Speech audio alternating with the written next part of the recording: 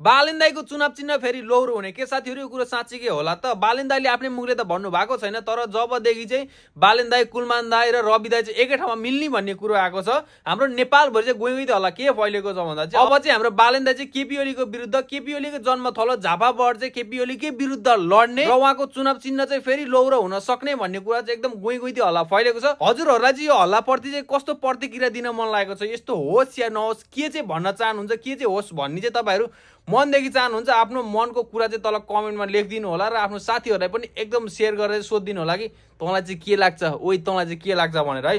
अब हाम्रो सकेसम्म चाहिँ सबैजना मिल्दै हुन्थ्यो होइन। अब 3 जना त मिल्ने कुरो आइसकेको छ, अब बाहिर बाहिर भए पनि भित्रबाट केही ठोस कुरा ननिक्ले पनि, तर हाम्रो मनमा चाहिँ यति छ कि सबैजना चाहिँ मिल्दिउन् र यो पुराना यो केपी शेरे प्रचण्ड लगायत यिनीहरूको कुत्ता कमिना यता झोले झाम्टेहरू छन् नि, यिनीहरू सबैलाई चाहिँ पोको बानी हरिकन होइन 7 डाँडा खेर कपाल काटेर कपाल खोरेर 7 डाँडा त्यो कालो मसौदाबाट 7 डाँडा खेलाउन् भन्ने चाहिँ हाम्रो चाहना छ।